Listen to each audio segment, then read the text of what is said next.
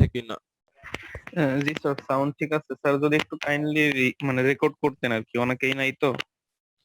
সমস্যা নেই, রেকর্ড করা যাবে।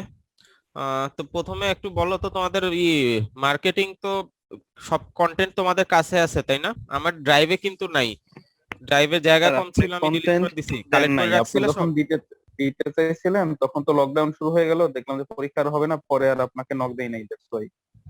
তোমাকে লিংক দেই নেই এর না জন্য না স্যার, সবকিছু। না না স্যার, দেওয়ার কথা ছিল, বাট আপনি বলছিলেন নক দিতে, তো লকডাউন দিয়ে দিল, দেখলাম পরীক্ষা হবে না, সেজন্য নক দেই নাই। দাঁড়াও একটু চেক করি।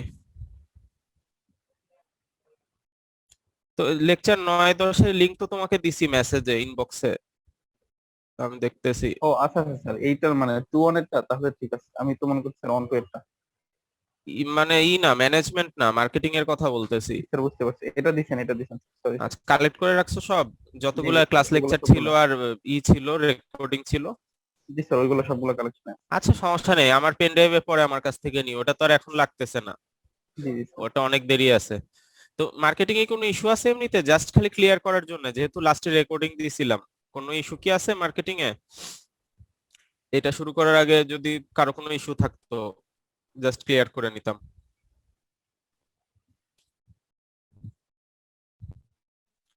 আচ্ছা ঠিক আছে, তাহলে আমরা স্যার একটা ম্যানেজমেন্টের ইস্যু ছিল লেকচার। স্যার। হ্যাঁ বলো ভাই। স্যার আমাদের হচ্ছে লেকচার 8-এ শুধু পার্ট 2টা দেওয়া হয়েছে স্যার, পার্ট 1টা হচ্ছে দেওয়া হয়নি। লেকচার 8-এর পার্ট 1টা দেওয়া হয়নি তাই না? জি স্যার, জাস্ট পার্ট 2টা দেওয়া হয়েছিল অ্যাপারেল এর সাথে যেটা ছিল, সেই রেকর্ডিংটা শুধু আমাদেরকে দেওয়া হয়েছে। আচ্ছা ঠিক আছে, পার্ট 1টা আমি আজকে এই রেকর্ডিং এর সাথে সিআর কে মেল করে দিব না তাহলে। স্যার আরেকটা প্রবলেম ছিল যেটা, সেটা হচ্ছে যে আমাদের লেকচার 8-এর স্লাইডটা হচ্ছে আমাদেরকে দেওয়া হয়েছে। আচ্ছা ঠিক আছে, এই স্লাইডটা আমি দুইটা সিআর জিনিস। কে দিয়ে দিচ্ছি, কালেক্ট করে নিও তাহলে সবাই। জি sir, okay, thank you sir. ঠিক আছে, থ্যাংক ইউ ভাই, না বললে তো এই যে এই জন্য ক্লিয়ার করে দিলাম, কারণ পরে অনেকদিন পরে আবার তোমাদের এই মার্কেটিং নিয়ে যখন ইস্যু হবে তখন দেখা যাবে যে অনেক কিছু পাচ্ছ না, আগে থেকে ক্লিয়ার করে রাখা ভালো সব সাবজেক্টই। তো তোমাদের এক সপ্তাহ রিভিউ ক্লাস হচ্ছে, কি অবস্থা? ভালো হেল্প হচ্ছে তোমাদের রিভিউ ক্লাস গুলায়, 1-2? আলটিমেটলি যে মনে কয়টা হয় না ক্লাস এই রিভিউ করলা ক্লাসে কোনো লাভ হচ্ছে। লাভ হচ্ছে না তাই না? না, আসলে এই অনলাইনে টাইম ওয়েস্ট এইভাবে, হচ্ছে। হ্যাঁ, অনলাইনে এইভাবে আসলে ইফেক্টিভ হয় বলে আমারও মনে হয় না। এই জন্য আমার নিজেরও খুব একটা যে আগ্রহ, তো এখন প্রশাসন, আমরা তো প্রফেশনাল, প্রশাসন এখন যেভাবে বলে ওইভাবেই তো করতে হয়, নাহলে আমার পার্সোনালি এই রিভিউ ক্লাসের ব্যাপারে আমি নিজেও এইভাবে না আসলে। রিভিউ ক্লাস নিতে হলে ফেস টু ফেস ছাড়া আসলে ইফেক্টিভ কতটুকু, কারণ ক্লিয়ার অনেক কিছু বোঝা যায় না অনলাইনে। তো যাই হোক, আমি যতটুকু চেষ্টা করি, যেহেতু নির্দেশনা আমাদের উপর, যতটুকু চেষ্টা করতে, যতটুকু তোমাদের অ্যাটলিস্ট আমার সাবজেক্টে যাতে সমস্যা না হয়। তোমাদের সিটির মার্কস গুলা কি আমরা ক্লিয়ার করে দিছিলাম? ম্যানেজমেন্টের মনে আছে 1-2? হাসান স্যার কি দিছিল কিনা তোমাদেরকে 1-2 মার্কস গুলা, মনে আছে? জি স্যার, অন টু এর মার্কস দেওয়া হয়েছে। জি স্যার, আচ্ছা, হাসান স্যার স্যার তোমাদের দিয়েছে। অবস্থা আপনি তো খারাপ। আপনারটা তো পাই নাই। একসাথেই তো কম্পাইল করে দিছিল, পাওনি? আচ্ছা, মনে রাখা টাফ একটু, কি জাস্ট খালি চেক করতে পারবা কিনা, মানে আমাকে জানাতে পারবা কিনা যে মার্কসটা পাইছো কিনা? নাহলে হাসান স্যারকে বলবো না, জি তোমাদের স্যার, ওনার আমি কাছে জানাবো আছে। আপনাকে। ঠিক আছে, একটু দেখো ভাই, কারণ হচ্ছে ওখানে তো তোমাদের 8 মার্কস মনে হয়, আর অ্যাটেন্ডেন্স আছে, সব মিলায় তোমাদের হচ্ছে 28 মার্কস, কম না। কে কত পাইছো এটা জানাটা জরুরি, তোমাদের সামনে পরীক্ষা হলে ওইটা তো কাজে লাগবে, ওইটাই কে কত পাইছো। আচ্ছা দেখি, আমি রেকর্ডিং চালু করে দেই আর হচ্ছে করি, ক্লাসটা নেওয়া শুরু করে দেই।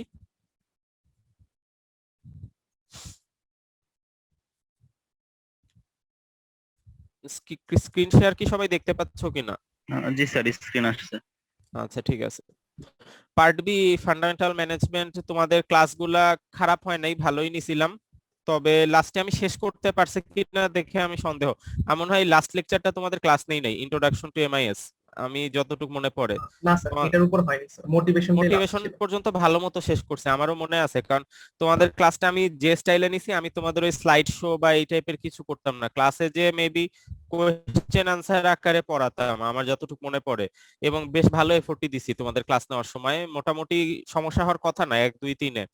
তাও অনেকদিন আগে করছো, প্লাস আসলে তোমাদের দোষ দিয়ে লাভ নেই, এইভাবে এটা কোনো সিস্টেমই না আসলে, যে সিস্টেমে আমরা হচ্ছে এখন বর্তমানে যাচ্ছি। তো যাই হোক, এখন আমাদের যেটা নির্দেশনা আমরা তো করব। আর এইভাবে এখন তোমাদের শেষ তো করতে হবে, তো একটু রিভিউ খারাপ হয় না? রিভিউ দিলে যদি মনে পড়ে বা হেল্প হয়, এটাই আসলে তোমাদের একটু হেল্প হলেই হলো এখানে দিন শেষে। তো শুরু করে দেই লেকচার। আমি যেভাবে করব 1 2 3 4, তো 4টা আমি স্পেশালি একদিন পুরো আলাদা ক্লাস নিব লেকচার 4 এর উপর। আর আজকে হচ্ছে দেখি আমি চেষ্টা করব লেকচার 1 আর 2 শেষ করার জন্য। আর লেকচার 4 যেহেতু ক্লাস তোমাদের আমি নেই আর কি, এটা রিভিউ হবে না, ফুল ক্লাসই হবে লেকচার 4 এর উপর, যেহেতু আগে নেওয়া হয়নি তোমাদের এটা।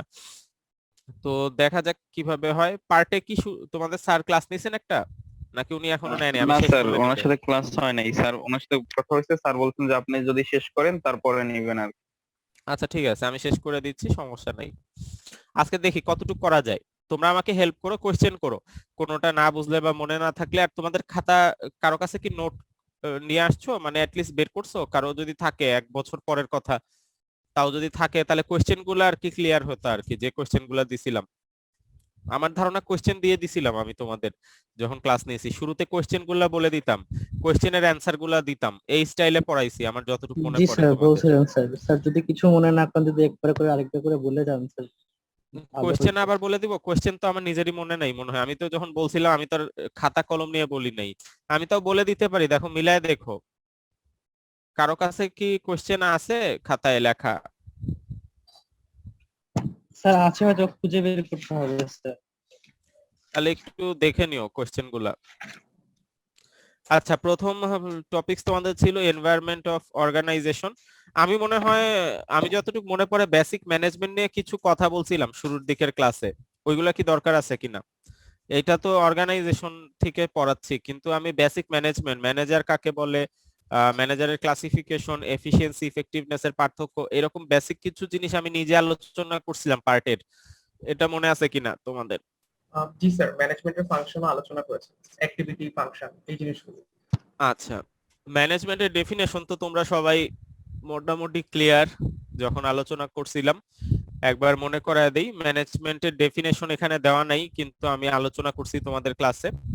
ম্যানেজমেন্ট কাকে বলে? ম্যানেজমেন্ট হচ্ছে 4 ধরনের অ্যাক্টিভিটি: প্ল্যানিং পরিকল্পনা করা, অর্গানাইজিং পরিকল্পনার বাস্তবায়ন করা, লিডিং সামনের থেকে নেতৃত্ব দেওয়া, কন্ট্রোলিং ম্যানেজমেন্ট করতে মানে মানুষকে ম্যানেজ করতে গেলে নিয়ন্ত্রণের ভিতরে রাখা, যে যে জিনিসগুলো নিয়ন্ত্রণ করতে হয়।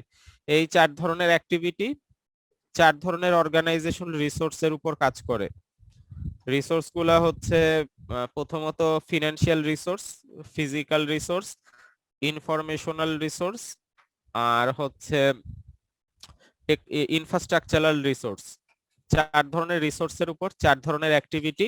কোনো একটা কাজ ভালো মতো এফিশিয়েন্টলি আর ইফেক্টিভলি শেষ করার জন্য যেটা দরকার, এই প্রসেসটার নামই হচ্ছে management. Management is a set of activities, planning, organizing, leading, controlling, directed to organizational resources. 4 ধরনের রিসোর্স আছে: ফিনান্সিয়াল, ইনফরমেশনাল, ইনফ্রাস্ট্রাকচার, আর হচ্ছে কি জানি বললাম, ও ই হিউম্যান রিসোর্স। 4 ধরনের resource to achieve any or specific goal efficiently and effectively. এটা হচ্ছে তোমাদের থিওরিটিক্যাল ডেফিনেশন ম্যানেজমেন্টের। ম্যানেজমেন্টের 3টা লেভেল আছে, আমি মেবি তোমাদের বলছিলাম যখন ক্লাস নেই।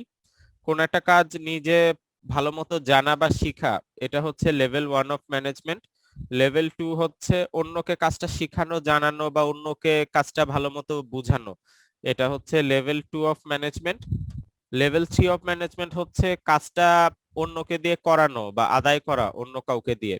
আর আলটিমেট একটা লেভেল আছে, সেটা হচ্ছে কাজটা যদি সাকসেসফুলি হয় তাহলে ক্রেডিটটা ম্যানেজারের, মানে যে কাজটা করাচ্ছে নিজের বলে ক্লেম করা। আর যদি কাজটা ভালো মতো না হয়, যত ইজিলি কাজটা নিজের মানে উপর থেকে ডাইভার্ট করে দেওয়া।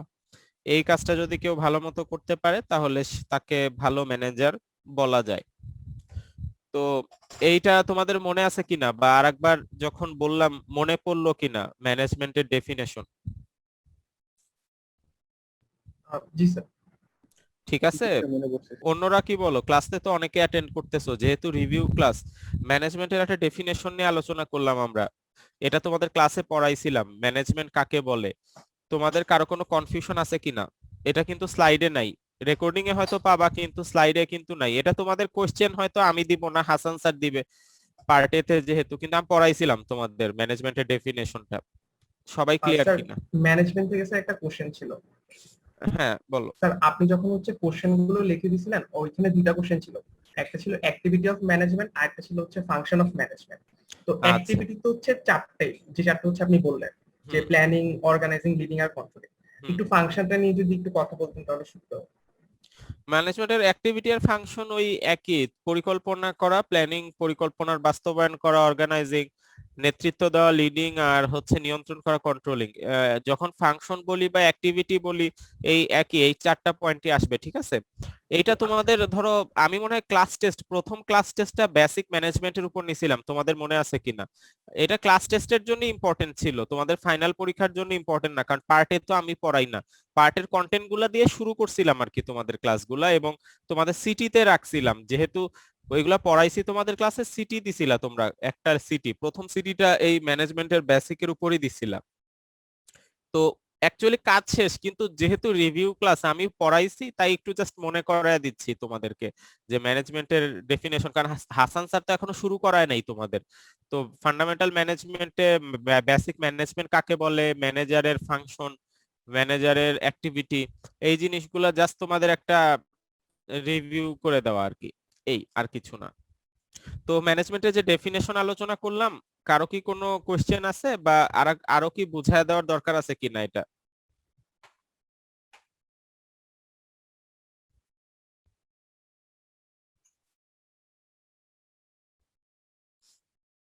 কারো কোনো সমস্যা নাই?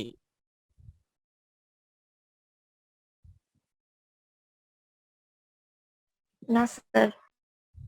ঠিক আছে, তোমরা যদি ওকে থাকো আমার সমস্যা নাই। এবার আসো পার্টিতে, তোমাদের স্যার যখন পড়ে চলে যাই পুরোপুরি অর্গানাইজেশনাল এনভায়রনমেন্ট, এটা তোমাদের জন্য ইম্পর্টেন্ট। এনভায়রনমেন্ট কাকে বলে? আমরা জানি এনভায়রনমেন্ট হচ্ছে আমাদের সারাউন্ডিংস এর যে এলিমেন্ট গুলা আমাদের অ্যাক্টিভিটি, লাইফের অ্যাক্টিভিটিতে ইনফ্লুয়েন্স করে।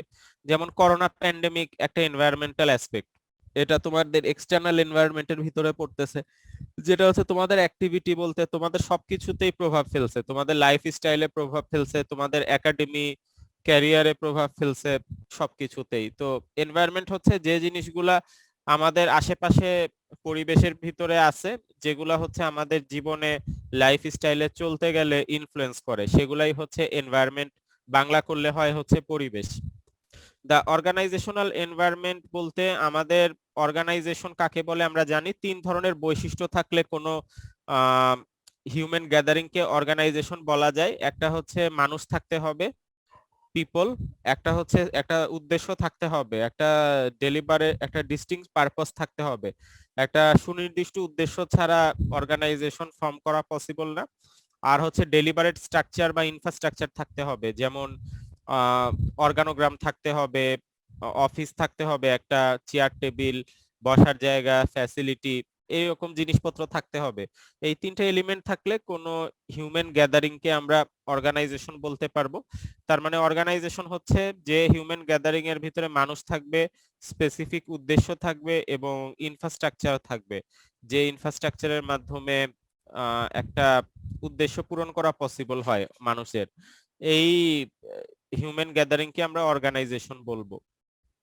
অর্গানাইজেশন এনভায়রনমেন্ট হচ্ছে আমাদের অর্গানাইজেশন বা প্রতিষ্ঠান পরিচালনা করার জন্য যে যে এলিমেন্ট গুলা ইনফ্লুয়েন্স করতেছে, organisational performance, organisational strategy, organisational activity, এগুলোর উপর হচ্ছে ইনফ্লুয়েন্স রাখে যে এলিমেন্ট গুলা, তা সেগুলাকেই আমরা বলতেছি দা অর্গানাইজেশনস এনভায়রনমেন্ট।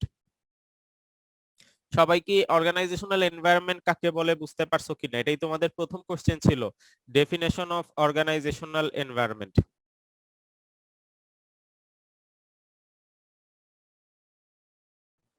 জি স্যার, ডেফিনিশনটা ক্লিয়ার স্যার।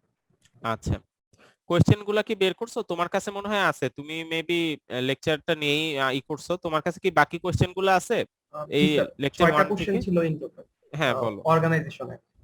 আচ্ছা, প্রথম কোশ্চেন, ডেফিনেশন অফ অর্গানাইজেশন আমি অলরেডি আলোচনা করলাম। জি স্যার। অর্গানাইজেশনের ডেফিনেশন যখন দিবা তখন এইভাবে লিখবা। প্রথমে অর্গানাইজেশনের ডেফিনেশন দিবা, সেটা হচ্ছে 3টা বৈশিষ্ট্য থাকলে অর্গানাইজেশন বলা যায়, পিপল, পারপাস আর হচ্ছে ইনফ্রাস্ট্রাকচার। এই 3টা জিনিস থাকলে কোন একটা হিউম্যান গ্যাদারিং কে অর্গানাইজেশন বলে। অর্গানাইজেশনাল এনভায়রনমেন্ট কাকে বলে? অর্গানাইজেশনাল সারাউন্ডিংস, যেগুলো অর্গানাইজেশনের অ্যাক্টিভিটি এবং পারফরমেন্সের উপর ইনফ্লুয়েন্স করে, যে জিনিসগুলা করে সেগুলা হচ্ছে অর্গানাইজেশনাল এনভায়রনমেন্ট। অর্গানাইজেশনাল এনভায়রনমেন্টকে 2 ভাগে ভাগ করা গেছে, একটা হচ্ছে এক্সটার্নাল এনভায়রনমেন্ট, একটা হচ্ছে ইন্টারনাল এনভায়রনমেন্ট। এক্সটার্নাল যেগুলা বড় এনভায়রনমেন্ট, যেগুলা ব্যক্তি বা কোনো প্রতিষ্ঠান নিয়ন্ত্রণ করতে পারে না, একটা দেশের টোটাল সিনারিও যেগুলা একটা ব্যক্তি বা প্রতিষ্ঠানের পক্ষে নিয়ন্ত্রণ করা পসিবল না, সেই এনভায়রনমেন্ট গুলো হচ্ছে বড় এনভায়রনমেন্ট বা এক্সটার্নাল এনভায়রনমেন্ট। আর ইন্টারনাল হচ্ছে যে এনভায়রনমেন্টাল এলিমেন্ট গুলা ব্যক্তি বা প্রতিষ্ঠান নিয়ন্ত্রণ এবং পরিবর্তন করতে পারে, সেগুলা হচ্ছে ইন্টারনাল এনভায়রনমেন্ট। এক্সটার্নালকে 2 ভাগে ভাগ করা গেছে আবার, জেনারেল এনভায়রনমেন্ট এবং টাস্ক এনভায়রনমেন্ট।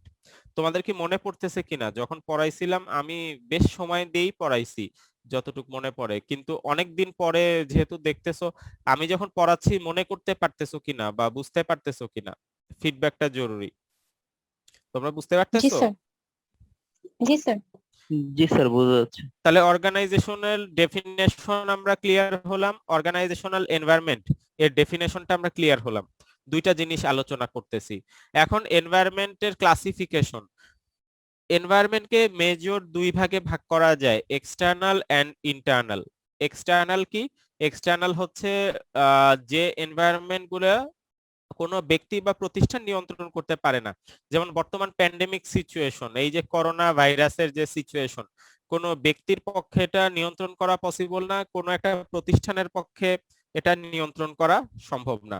আর যেহেতু সম্ভব না, সেহেতু এটা হচ্ছে এক্সটার্নাল এনভায়রনমেন্ট।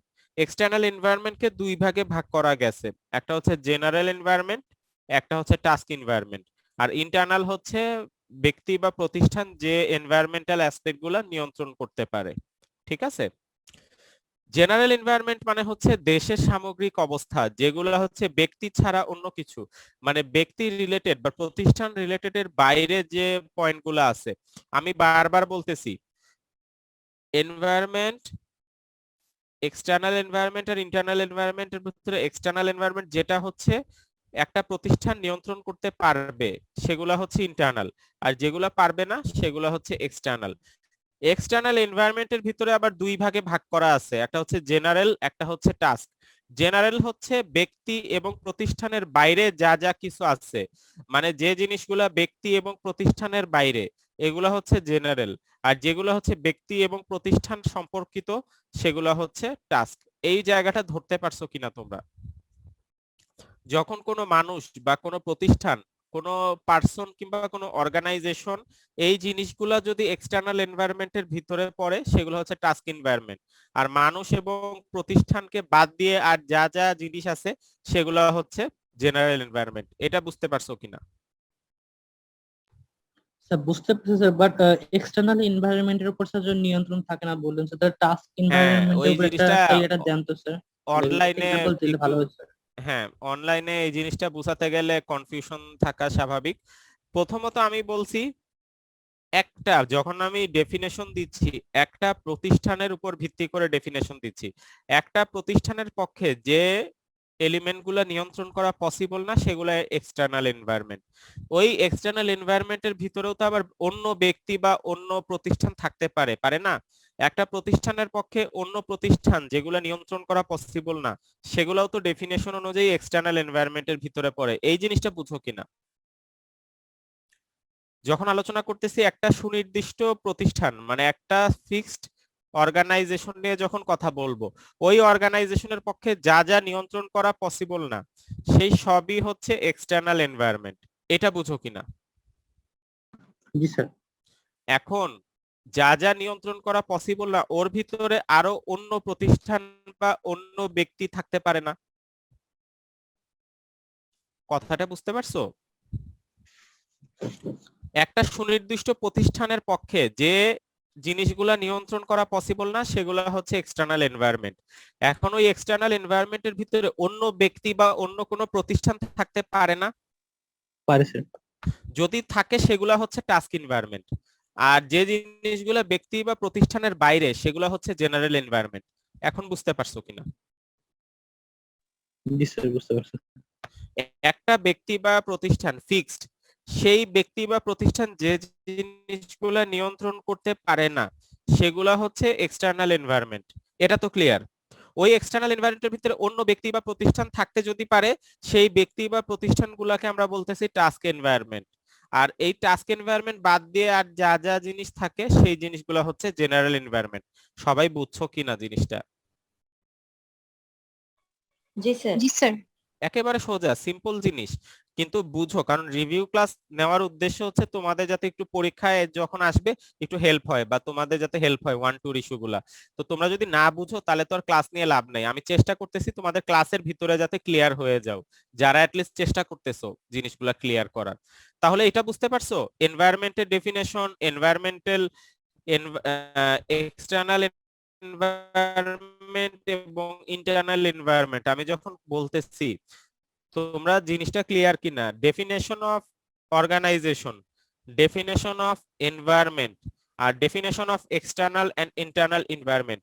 আবার এক্সটার্নাল এনভায়রনমেন্টের ভিতরে দুইটা পয়েন্ট আছে, জেনারেল এনভায়রনমেন্ট এবং টাস্ক এনভায়রনমেন্ট। এই জিনিসগুলা ক্লিয়ার হইছো কিনা? ইন্টারনেটের কানেকশন আনস্টেবল বলতেছে, তোমরা কি শুনতে পাচ্ছো? জি স্যার। ইন্টারনেটের শুনতে কানেকশন কি পাচ্ছি ঠিক স্যার, বাট আছে? মাঝে মাঝে আটকাইতেছে স্যার আপনার কথা। কথা আটকে যাচ্ছে? তাহলে তো সমস্যা, এটা তো আচ্ছা। ইন্টারনেটের সমস্যা মনে মাঝে হচ্ছে, মাঝে কথা স্যার। আটকে যাওয়া। আচ্ছা, বুঝতে তো সমস্যা নাই, যে তিনটা টপিকস তোমাদের পরীক্ষার জন্য important: definition of environment, definition of organization, আর ক্লাসিফিকেশন অফ এনভায়রনমেন্ট। যা আলোচনা করতেছি এখন পর্যন্ত, যা বোঝানোর চেষ্টা করছি, সবাই বুঝতে পারছো কিনা? জি স্যার, বুঝতে পারছি স্যার। আমি না একটা স্যার বুঝতে এক্সাম্পল পারলে চাইতেছিলাম। আচ্ছা ঠিক আছে, এক্সাম্পল দিচ্ছি, সামনে যখন আরো ক্লাসিফিকেশনের ডেপথে যাব ডেফিনেশনটা বুঝতে পারছো কিনা? হ্যাঁ স্যার, ডেফিনেশন বুঝতে পারছি। আচ্ছা ঠিক আছে, ক্লিয়ার হয়ে নিলাম। এখন তোমার ক্লাসিফিকেশন এই যে দেখো, এখান থেকেই বুঝতে পারবা। এখন হচ্ছে এনভায়রনমেন্টের যে ক্লাসিফিকেশনটা আমরা পড়লাম, এই যে এনভায়রনমেন্টকে দুই ভাগে ভাগ করা যায়, এক্সটার্নাল ইন্টারনাল, এক্সটার্নালকে আবার দুই ভাগে ভাগ করা যায়, জেনারেল টাস্ক। আরো ডিটেইলে আমরা আলোচনা করব ক্লাসিফিকেশন অফ অর্গানাইজেশনাল এনভায়রনমেন্ট, আরো ডিটেইলে আমরা আলোচনা করব। বাইরের যে পয়েন্টটা দেখতেছো এটা হচ্ছে এক্সটার্নাল এনভায়রনমেন্ট, ভিতরের এই পয়েন্টটাও, এই দুইটা হচ্ছে এক্সটার্নাল এনভায়রনমেন্ট।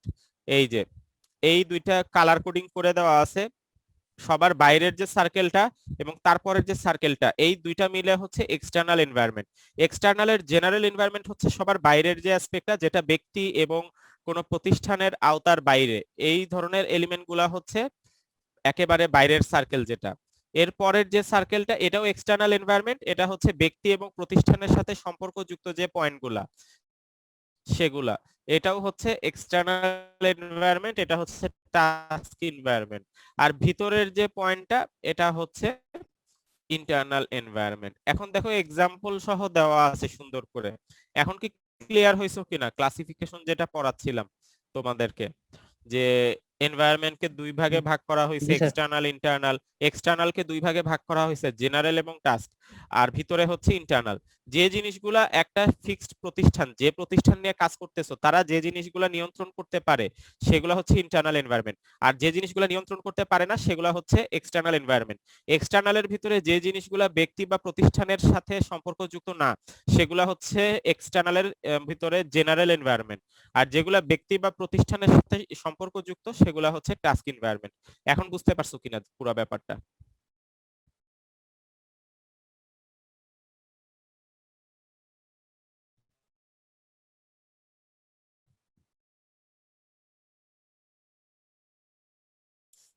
বুঝছো জি স্যার, নিশ্চয়ই, বুঝতে যেহেতু পারছি কেউ স্যার। কোনো কথা বলতেছো না ধরে নিলাম বুঝছো। জি স্যার পারছি। ওকে, এখন দেখো বাইরের পয়েন্টগুলো আসো। ওকে ওকে, থ্যাংক ইউ। বাইরের পয়েন্টগুলো আসো, এক্সটার্নাল এনভায়রনমেন্টে যে জিনিসগুলো ব্যক্তি বা প্রতিষ্ঠানের সাথে সম্পর্কযুক্ত না। একটা সামগ্রিক দেশের অবস্থা, অ্যাকচুয়ালি 5টা সামগ্রিক অবস্থা আছে যে জিনিসগুলোকে আমরা এক্সটার্নাল এনভায়রনমেন্টের জেনারেল এনভায়রনমেন্ট বলতেছি, একটা দেশের সামগ্রিক অবস্থা কি কি সমন্বয়ে গঠিত। একটা দেশের টেকনোলজিক্যাল ফ্যাক্টর, মানে একটা দেশের প্রযুক্তিগতভাবে কতটুকু আগায় আছে না পিছায় আছে। একটা দেশের ইকোনমিক অবস্থা, অর্থনৈতিক অবস্থা, একটা দেশ অর্থনৈতিকভাবে কতটুকু আহ ভালো পজিশনে আছে বা খারাপ পজিশনে আছে সেটা।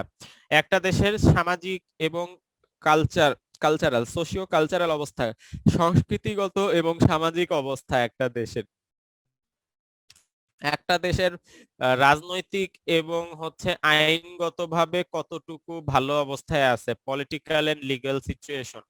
ইন্টারন্যাশনাল ডাইমেনশন, অন্য দেশের সাথে যখন সম্পর্কের ব্যাপারটা চলে আসে, আন্তর্জাতিক বাজার, আন্তর্জাতিক মার্কেটিং অথবা আন্তর্জাতিক যে সিচুয়েশনটা আছে সেই জিনিসটা ইন্টারন্যাশনাল ডাইমেনশন।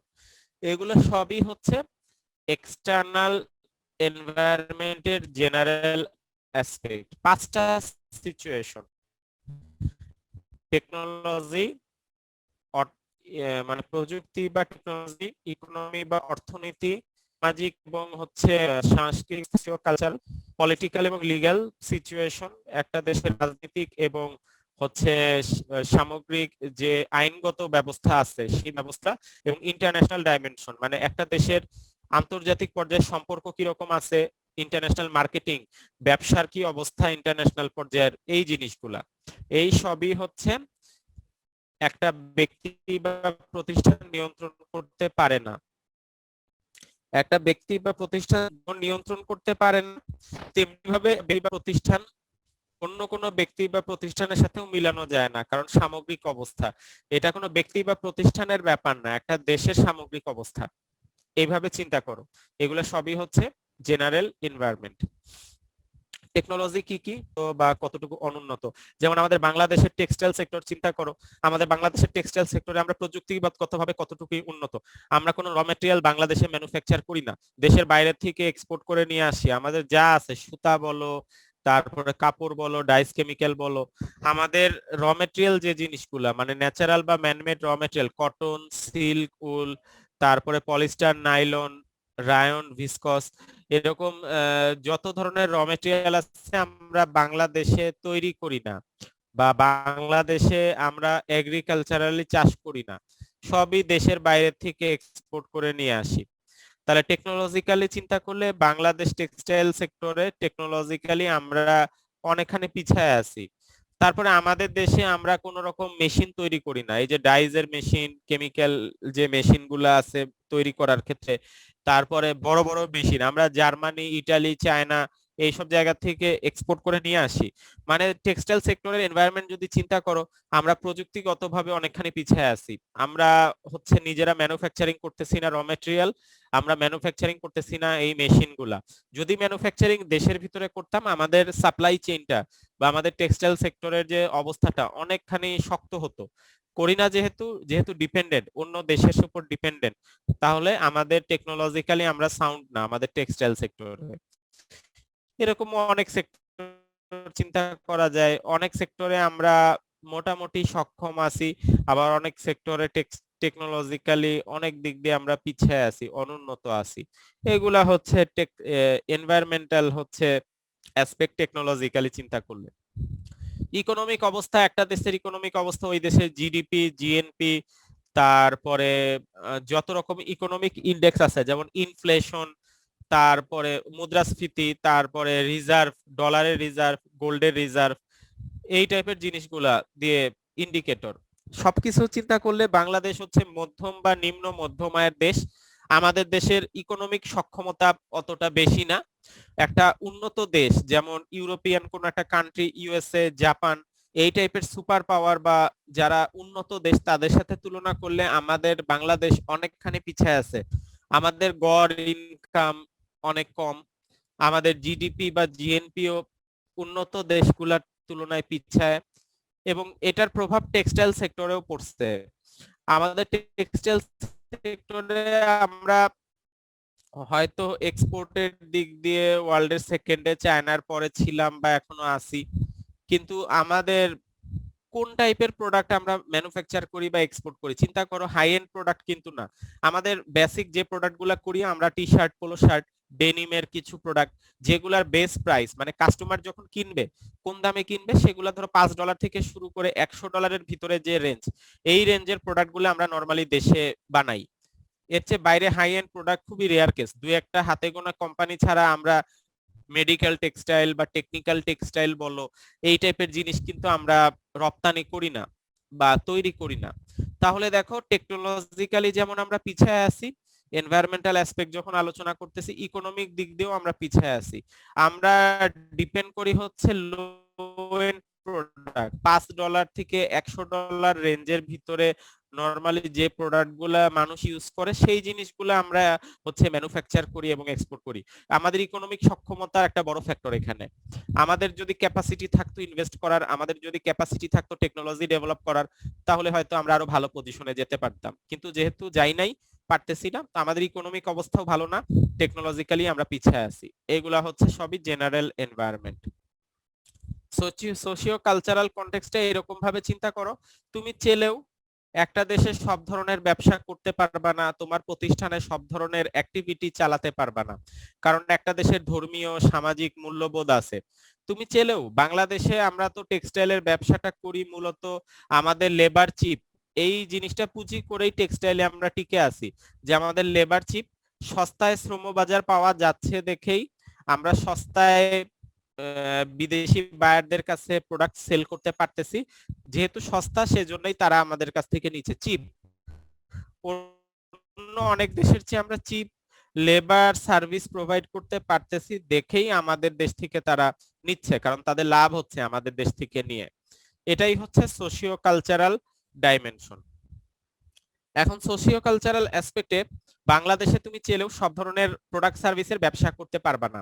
আমি তোমাদের এক্সাম্পল দিছিলাম, দেখো একটা মজার এক্সাম্পল দিছিলাম, সেটা হচ্ছে হ্যাম প্রসেসিং এর এক্সাম্পল দিছিলাম। শূকরের মাংস প্রক্রিয়াজাতকরণ ওয়ার্ল্ড ওয়াইড, বাংলাদেশে পপুলার না হলেও ওয়ার্ল্ড ওয়াইড এই হ্যাম, একটা গরু মানে বিফের মতো হ্যামও কিন্তু একটা জনপ্রিয় হচ্ছে মিট আইটেম। আমাদের বাংলাদেশে জনপ্রিয় না হলে ওয়ার্ল্ডের ম্যাক্সিমাম কান্ট্রিতে, যেখানে অন্য বিশেষ করে খ্রিস্টান ধর্ম বা অন্য ধর্মের যারা আছে তাদের ক্ষেত্রে কিন্তু হিউজলি পপুলার হ্যাম প্রসেসিং।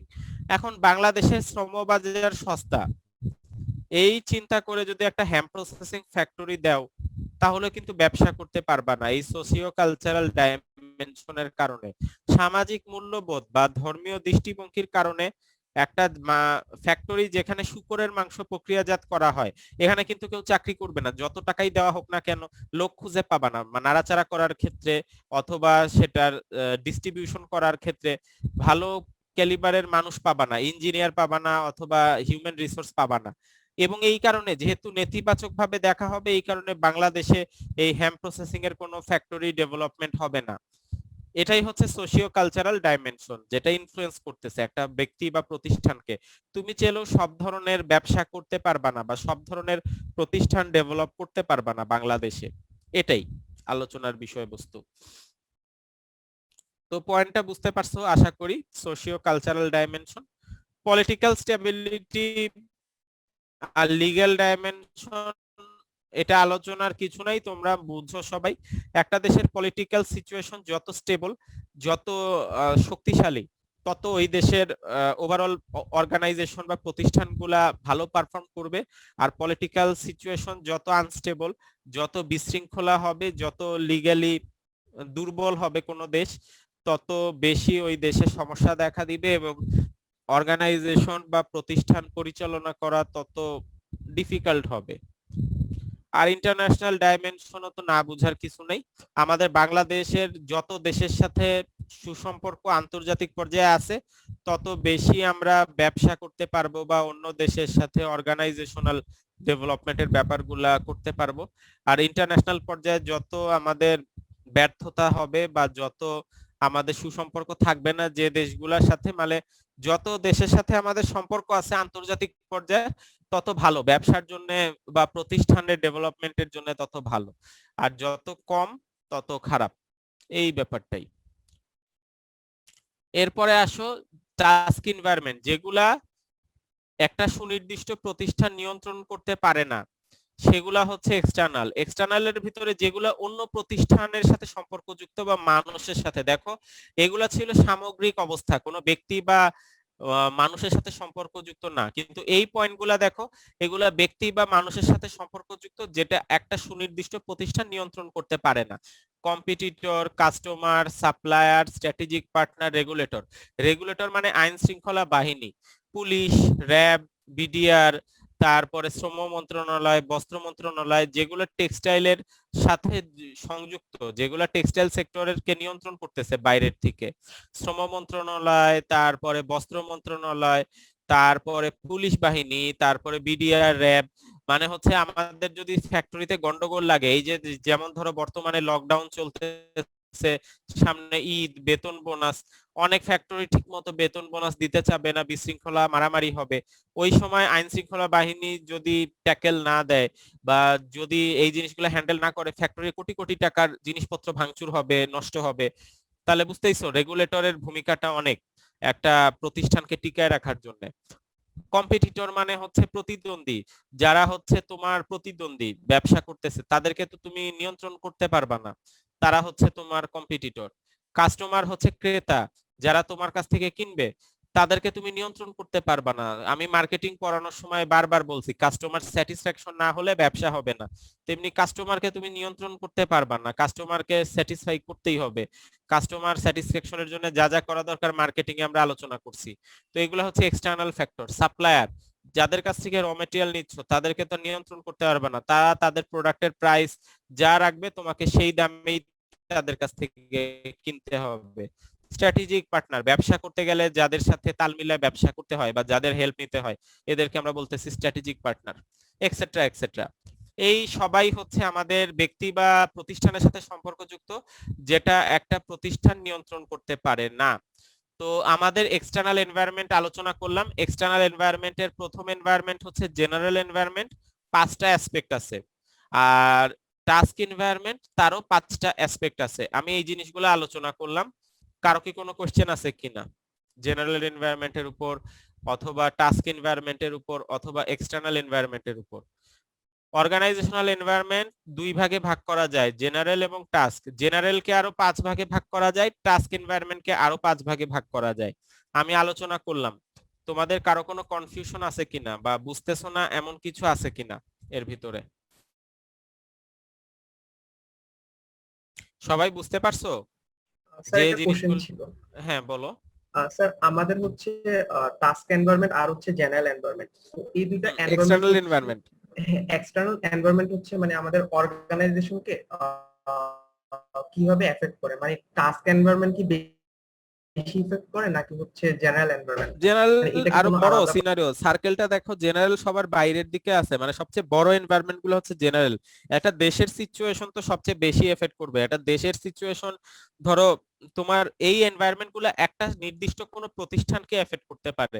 যেমন তুমি স্কয়ারে চাকরি করো বা তুমি অ্যাপেক্সে চাকরি করো, স্কয়ার, অ্যাপেক্স, ভিএলআরটেক্স এরকম একটা প্রতিষ্ঠানকে হচ্ছে এফেক্ট করে। আর এটা হচ্ছে সারা দেশে যত টেক্সটাইল ফ্যাক্টরি আছে সবাইকেই এফেক্ট করে। এটা অনেক বড় সিনারিও না, পলিটিক্যাল সিচুয়েশন সব টেক্সটাইল ফ্যাক্টরিকে এফেক্ট করতেছে। কিন্তু কম্পিটিটর তো একটা সুনির্দিষ্ট টেক্সটাইল প্রতিষ্ঠানকে এফেক্ট করবে। বুঝতে পারছো? এগুলো হচ্ছে সামগ্রিক অবস্থা, বড় সিচুয়েশন। আর এগুলো হচ্ছে ছোট, একটা নির্দিষ্ট ফ্যাক্টরিকে হয়তো এফেক্ট করবে। এগুলো হচ্ছে একটা দেশে যত টেক্সটাইল ফ্যাক্টরি আছে সবাইকে এফেক্ট করবে। একটা বড় সিনারিও, একটা হচ্ছে এর চেয়ে তুলনামূলক ছোট সিনারিও। এই জি স্যার, এখন বুঝতে পেরেছি। আচ্ছা, বাকি যারা ক্লাসটা করতেছো, পার্টিসিপেন্ট তো অনেকেই দেখতেছি। হয়ে গেল তোমাদের 32 জন পার্টিসিপেন্ট, তো বাকি যারা আছো আমি ছাড়া 31 জন, তোমরা কি বুঝতেছো? এই জিনিসগুলা কষ্ট করে আলোচনা যেহেতু করতেছি, একটু বেনিফিট নেওয়ার চেষ্টা করো, যাতে জিনিসগুলা ক্লিয়ার থাকে, মুখস্থ করতে না হয়। পরীক্ষার আগে রেকর্ডিংটা একবার দেখলা আর লেকচারটা একবার দেখলা, তাহলেই যাতে ক্লিয়ার হয়ে যাও। তোমরা বুঝতেছো কিনা যা আলোচনা করা হচ্ছে? জি স্যার। ওকে, তাহলে জেনারেল এনভায়রনমেন্ট আর টাস্ক এনভায়রনমেন্ট আলোচনা করলাম। আর ভিতরের যে ছোট পয়েন্ট হচ্ছে ইন্টারনাল এনভায়রনমেন্ট। একটা প্রতিষ্ঠানের যে জিনিসগুলো নিয়ন্ত্রণ করতে পারে তারা, ওনার, মালিক পক্ষ নিয়ন্ত্রণ করা যায়। যেমন তোমরা মার্কেটিং এ চাকরি করো বা ফ্যাক্টরিতে প্রোডাকশনে চাকরি করো, তোমরা দাবি তুললা ওনারের কাছে যে আপনি আমাদের বেতনটা একটু বাড়ায় দেন বা ফ্যাসিলিটি একটু বেশি প্রোভাইড করেন, নাইলে আমরা পারফরমেন্স করতে পারতেছি না, আপনার প্রতিষ্ঠানের ভালো কিছু হচ্ছে না, আপনার প্রফিট মার্জিনটা বাড়তেছে না। মানে ওনারকে নিয়ন্ত্রণ করা যায়। তুমি যদি ম্যানেজমেন্টের পার্ট হও, তুমি চাইলে ওনারকে নিয়ন্ত্রণ করতে পারো। তোমরা সম্মিলিতভাবে বেতনের দাবি দেওয়া, তোমাদের কোনো ফ্যাসিলিটির দাবি দেওয়া বা কোনো কোনো যাই অ্যাসপেক্ট থাকুক, সেই জিনিসগুলা ওনারকে বললে ওনার শুনতে বাধ্য। যদি তার প্রতিষ্ঠান ভালো মতো চালাতে যায়, তাহলে ম্যানেজমেন্ট কর্তৃপক্ষের যে দাবি দেওয়া আছে বা তাদের যে আকাঙ্ক্ষা আছে সেই জিনিসগুলা হেল্প করতে পারে বা পূরণ করতে পারে। মানে ওনারকে নিয়ন্ত্রণ করা। আমাকে প্রতি মাসে আমাদের মেম্বার যারা 15,000 টাকা না দেন, এই 15,000 টাকা হচ্ছে মোবাইলের বিল, মোবাইলে বা যাতায়াতের খরচ, এটা যদি না দেন আমরা ঠিক মতো পারফরমেন্স করতে পারবো না, বেশি বেশি কাস্টমার নিয়ে আসতে পারবো না, আপনার ব্যবসার ক্ষতি হবে। তাহলে মালিক যদি বুঝে সেটা ফিল করে, তাহলে ডিসিশন চেঞ্জ করলো যে বেতন যা ছিল তার সাথে এক্সট্রা 15,000 টাকা বেশি দেওয়া হবে, কারণ এই টাকাটা হচ্ছে বেতন, এই টাকাটা হচ্ছে মোবাইল এবং হচ্ছে ট্রান্সপোর্টেশন বিল হিসাবে কাজ করবে। এই জিনিসগুলো আর কি। তাহলে ওনার যারা হচ্ছে মালিক, তাদেরকে ম্যানেজমেন্টের যারা আছে তারা নিয়ন্ত্রণ করতে পারে ডিরেক্ট বা ইনডিরেক্টলি। বোর্ড অফ ডিরেক্টর আর ওনার একই কথা। মালিক পক্ষ পরিচালনা করার জন্য একটা বোর্ড অফ ডিরেক্টর সেট করে, যেখানে অনেক থাকে নীতি নির্ধারণ পর্যায়ে যারা ডিসিশন নেয়। মালিককে যেভাবে নিয়ন্ত্রণ করা যায়, বোর্ড অফ ডিরেক্টরকেও সেভাবে নিয়ন্ত্রণ করা যায়। এমপ্লয়ি, একটা প্রতিষ্ঠানের এমপ্লয়ি চাকরি যারা করে তাদেরকে তো তোমরা বুঝতেছো, নিয়ন্ত্রণ না করার কিছু নাই। চাকরি করো, বেতন পাও, চাকরি চলে গেলে বেতন পাবা না। তো কর্তৃপক্ষ যেভাবে চায় সেভাবেই চলতে হবে। এই করোনা সিচুয়েশনে যদি বলে যে বেতন 20% কমায় দেওয়া হবে বা বোনাস দেওয়া হবে না, একটা এমপ্লয়ের কি বা করার থাকে বলো? গন্ডগোল করে যেটা হবে, যে টাকা পেতো ওই টাকাও পাবে না। বুঝতে পারছো জিনিসটা? এই কারণে ফিজিক্যাল এনভায়রনমেন্ট মানে ইনফ্রাস্ট্রাকচার। একটা প্রতিষ্ঠানের মেশিন পত্র থাকবে, অফিস থাকবে, বসার জায়গা থাকবে, বিভিন্ন ফ্যাসিলিটি থাকবে। এই জিনিসগুলো তো চেলে চেঞ্জ করতে পারে একটা প্রতিষ্ঠান বা নিজেদের মতো করতে পারে। আর এই কালচার মানে ইন্টারনাল কালচার। একটা প্রতিষ্ঠানের ভিতরে সিনিয়র জুনিয়রের সম্পর্ক কেমন হবে, বসের সাথে ম্যানেজারের সম্পর্ক কেমন হবে, ম্যানেজারের সাথে লেবারের সম্পর্ক কেমন হবে, একটা ড্রেস কোড থাকবে কিনা, কিভাবে চলবে একটা প্রতিষ্ঠানের কর্তৃপক্ষ বা প্রতিষ্ঠানের এমপ্লয়িরা, এই জিনিসগুলো হচ্ছে ইন্টারনাল কালচার। এই যে কালচার আর এই যে কালচার এক না। একটা প্রতিষ্ঠানের ভিতরের যে কালচার সেই ছোট কালচার বা ছোট অ্যাসপেক্ট, আর এটা হচ্ছে একটা দেশের সামগ্রিক ধর্মীয় বা সামাজিক অবস্থা, এটা হচ্ছে বড়। এটার সাথে এটার পার্থক্য আছে। এটা হচ্ছে একটা প্রতিষ্ঠানের ভিতরের কালচার, যেটা নিয়ন্ত্রণ করা পসিবল। তো এনভায়রনমেন্টের এলিমেন্ট গুলো বুঝতে পারছো কিনা সবাই? হ্যাঁ স্যার, বুঝতে পারছি। স্যার এই যে করোনা সিচুয়েশনটা স্যার বর্তমান সময়, স্যার এটা কি স্যার আমাদের ইন্টারন্যাশনাল ডাইমেনশনের মধ্যে পড়বে স্যার? করোনা সিচুয়েশন তোমাদের এখানে সবগুলাই এফেক্ট করতেছে। করোনা প্যান্ডেমিককে ইন্টারন্যাশনালে ফেলতে পারবা, ইকোনমিতে ফেলতে পারবা, পলিটিক্যাল এন্ড কালচারালে ফেলতে পারবা, টেকনোলজিতেও ফেলতে পারবা। যে দেশ টেকনোলজিক্যালি আগায় আছে করোনাকে জিরো পর্যায়ে নিয়ে আসছে, যেমন যে বাংলাদেশ কয়েকদিন আগে নিউজিল্যান্ড সফরে গেল। নিউজিল্যান্ডের যে ফ্যাসিলিটি আছে বা তাদের যে টেকনিক্যাল সক্ষমতা আছে, তাদের দেশে করোনা নাই। বাংলাদেশ দল 2 সপ্তাহ কোয়ারেন্টাইনে থাকার পরে আমরা দেখলাম মাস্ক ছাড়া ঘুরতেছে, কোনো ভয় নাই, কারণ করোনা মুক্ত একটা দেশ। টেকনোলজিক্যালি জাপান, চায়না, তারপরে যে দেশগুলো অনেক উন্নত, তারা কিন্তু টেকনোলজি ব্যবহার করে তারা করোনার ভ্যাকসিনেশন নিয়ে আসছে, প্রয়োগ করছে। আমরা পিছিয়ে আছি দেখে আমরা অন্য দেশের উপর ডিপেন্ড করতেছি সহায়তার জন্য। তো টেকনোলজিক্যাল ডাইমেনশন করোনার ভিতরে আনতে পারো, ইকোনমিক সিচুয়েশন আনতে পারো। করোনার কারণে তো ইকোনমি সিচুয়েশন ওয়ার্ল্ড ওয়াইড খারাপ অবস্থা, ভালো তো আর নাই। তো ইকোনমির দিক দিয়ে অ্যাটাক করছে। করোনাকে ইকোনমির ভিতরে ফেলতে পারো, সোশিও কালচারাল অ্যাসপেক্টে ফেলতে পারো, ধর্মীয় সামাজিক মূল্যবোধের উপর ডিপেন্ড করে। যেমন বাংলাদেশে যতই বলো লকডাউন দিতে পারতেছো না, সামাজিক এবং ধর্মীয় প্রেক্ষাপটে অনেকে ভয় পাচ্ছে না বা ঠিক মতো মানতে চাচ্ছে না জিনিসগুলো। এগুলা পলিটিক্যাল সিচুয়েশন, একটা দেশের পলিটিক্যাল এবং লিগ্যাল অ্যাসপেক্ট, কতটুকু আইনত কড়াকড়ি করতে পারছো বা পলিটিক্যালি কতটুকু ট্যাকেল দিতে পারছো সাকসেসফুলি করোনা সিচুয়েশন গুলা, এটা হচ্ছে পলিটিক্যাল অ্যাসপেক্ট। ইন্টারন্যাশনাল অ্যাসপেক্ট তো তোমরাও বুঝতেছো। ইন্টারন্যাশনাল বর্তমানে কোন দেশের ভ্রমণ করতে যাওয়া খুবই টাফ, কোন দেশের সাথে ব্যবসা করতে যাওয়া খুবই টাফ। অনেক করোনা এফেক্ট করছে এবং প্রত্যেকটা জায়গাতেই করোনা ট্যাকেল যদি দিতে চাও প্রত্যেকটা জায়গাতেই কাজ করতে হবে, সত্যি কথা যেটা। বুঝতে পারতেছো, বাংলাদেশে সব দিক দিয়ে আমরা পিছিয়ে আছি, এই জন্য করোনার ভয়াবহতাটাও এই সেকেন্ড ওয়েভে অনেক বেশি আমাদের দেশে। এগুলাই, বুঝতে পারছো, কোনো মানে একটা স্যার এটা নিজে স্পেসিফিক নিজে কোনো জায়গায় ডাইমেনশন না, করোনাকে বাট রাখতে সবগুলো পারবা না। ডাইমেনশনকে এফেক্ট করতেছে স্যার। হ্যাঁ, করোনা সবগুলা এক্সটার্নাল এনভায়রনমেন্টের অ্যাসপেক্টের উপরই, খালি এগুলা কেন প্রতিষ্ঠানের উপরে এফেক্ট করছে, ভিতরেও এফেক্ট করছে। করোনা এফেক্ট করে নাই কোন জায়গায়? এই যে অর্গানাইজেশনাল এনভায়রনমেন্টের যে 15টা এলিমেন্ট, করোনা এফেক্ট করে নাই এমন কোন জায়গা দেখাতে পারবা? করোনা সবকিছুতে এফেক্ট করছে। করোনা কোনো আলাদা কোনো ডাইমেনশন না, প্রত্যেকটা এনভায়রনমেন্টাল অ্যাসপেক্টের উপরই করোনার ইনফ্লুয়েন্স আছে।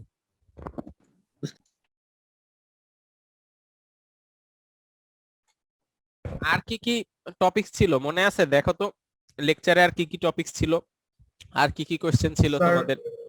পোর্টারস 5 কম্পিটিটিভ ফোর্স ছিল। আচ্ছা তারপর হচ্ছে how environment effects any organisation. আচ্ছা, তারপর হচ্ছে how organisation adapts to the environmental change. আর লাস্ট কোশ্চেন ছিল হচ্ছে মডেল অফ অর্গানাইজেশনাল ইফেক্টিভনেস। এই 6টা কোশ্চেন। ঠিক আছে, থ্যাংক ইউ, আমারও মনে পড়ে গেছে। তো আমরা কভার করলাম কোন কোন জিনিস? Basic definition of organization, definition of organisational environment, classification of organisational environment. আমরা সম্ভবত 3টা অ্যাসপেক্ট কভার করছি, এলিমেন্ট গুলা। এখন হচ্ছে পোর্টারস 5 কম্পিটিটিভ ফোর্স। পোর্টার একজন হচ্ছে সোশিও ইকোনমিস্ট, উনি 5টা অ্যাসপেক্ট বলছে যেগুলা হচ্ছে এনভায়রনমেন্টের কম্পিটিটিভ ফোর্স হিসাবে কাজ করে। মানে এনভায়রনমেন্ট, একটা প্রতিষ্ঠান এনভায়রনমেন্টের সাথে খাপ খাওয়ায় কতটুকু ভালো করবে, কম্পিটিশন ওয়ার্ল্ড ওয়াইড যে গ্লোবাল কম্পিটিশন আছে বা ডোমেস্টিক যে কম্পিটিশন আছে, মানে প্রতিষ্ঠান তো ব্যবসা করবে, প্রতিষ্ঠানটা ব্যবসা করতে গেলে কম্পিটিশন ফেস করবে, কম্পিটিশন গুলা কতটুকু অতিক্রম করবে, এনভায়রনমেন্টাল অ্যাসপেক্ট গুলা কতটুকু কন্ট্রোল করবে, তার উপর ডিপেন্ড করবে সে কম্পিটিটিভলি কত ভালো করবে না খারাপ করবে, সেই জিনিসগুলা। মানে তুমি ব্যবসা করতেছো, তুমি একটা অর্গানাইজেশন যারা ব্যবসা করতেছো, ব্যবসা করতে গেলে এনভায়রনমেন্টের অ্যাসপেক্ট গুলা যে 15টা এলিমেন্ট আলোচনা করলাম, ওই এলিমেন্ট গুলার সাথে তাল মিলাই চলতে হবে। চলতে গেলে 5টা পয়েন্ট আছে, এই পয়েন্টগুলা যদি ঠিকমতো মেনটেন করতে পারো তাহলে ব্যবসা ভালো করবা, কম্পিটিশনে ভালো করবা, মানে তোমার ব্যবসা ভালো হবে, প্রতিষ্ঠান ভালো মতো চলবে। এটাই হচ্ছে পোর্টারস 5 কম্পিটিটিভ ফোর্স। নাম্বার 1 ফোর্স হচ্ছে থ্রেট অফ নিউ এন্ট্রি। তুমি ব্যবসা করতেছো, তুমি জানো যে তুমি যে সেক্টরে, যেমন টেক্সটাইলে ব্যবসা করতেছো, বাংলাদেশ টেক্সটাইলে তুমি একটা, তোমার একটা ইন্ডাস্ট্রি আছে, তুমি ব্যবসা করতেছো। এখন নতুন কোনো ফ্যাক্টরি যদি হয়, যারা নতুন ব্যবসায় নামছে তারা হচ্ছে তোমার থ্রেট, তাদের সম্পর্কে তোমার জানতে হবে, তারা কিভাবে ব্যবসা করে, কত টাকায় প্রোডাক্ট সার্ভিস বিক্রি করে, কি কি ফ্যাসিলিটি দিচ্ছে তোমার জানতে হবে। নতুন যদি কেউ ব্যবসায় আসে তোমার তাদের সম্পর্কে ইনফরমেশন কালেক্ট করতে হবে, জানতে হবে, এবং তাদের কাউন্টার অফার করতে হবে, বিকল্প ব্যবস্থা নিতে হবে। এটাকেই বলতেছে থ্রেট অফ নিউ এন্ট্রি। যেমন শুরুতে বাংলাদেশ ধরো টেলিকমিউনিকেশনে শুধু সিটিসেল ছিল, একচেটিয়া ভাবে ব্যবসা করছে, 90-এর দশকে সিটিসেল একচেটিয়া ভাবে ব্যবসা করছে। তাদের টার্গেট ছিল হচ্ছে ধনী ব্যবসায়ী, ঢাকা এবং চিটাগাং আশেপাশের ধনী ব্যবসায়ী, তাদের কাছেই তারা মোবাইল সেট বিক্রি করছে। লাখ লাখ টাকা একটা সেটের দাম ছিল, 30-40 হাজার টাকা, কানেকশনের দাম ছিল 70-80 হাজার টাকা, প্রতি মাসে বিল আসতো হচ্ছে 10,000-15,000 টাকা বিল আসতো। এলাহি অবস্থা সিটিসেল যখন একচেটিয়া ভাবে ব্যবসা করছে মোবাইলে। তারপর আসলো গ্রামীণ ফোন, গ্রামীণ ফোন এসে 64টা জেলায় নেটওয়ার্ক করলো শক্তিশালী। তারপরে হচ্ছে তারা বিভিন্ন রকম অফার দিল, সস্তায় করে ফেললো। দেখা গেল গ্রামীণ ফোনের সেট কিনতে খরচ হচ্ছে তখন মাত্র 5-7 হাজার টাকায় একটা মোবাইল সেট কেনা যায়, প্রতি মাসে বিল 1-2 হাজার টাকা দিলেই হয়। পুরো বাংলাদেশে ছড়ায় দিল ব্যবসা। থ্রেট অফ নিউ এন্ট্রি, সিটিজেলের তখন তাদের ব্যবসায়িক পলিসি পাল্টাতে হলো, যদি মার্কেটে টিকে থাকতে হয় তাহলে গ্রামীণ ফোন যে কাজগুলা করছে সেই অনুযায়ী তাদের চলতে হবে। তারা আর ওই 30-40 হাজার টাকা দামের সেট বিক্রি করলে টিকতে পারবে না, ঢাকা আশেপাশে 10-15 হাজার টাকা প্যাকেজ অফার করলে টিকতে পারবে না। গ্রামীণ ফোনের মতো করে তাদের চলতে হবে। এরকম ভাবে পরবর্তীতে বাংলা লিংক আসলো, তারপরে এয়ারটেল আসলো, প্রথমে তো ওয়ারিদ আসছিল, ওয়ারিদ পরে এয়ারটেল হলো।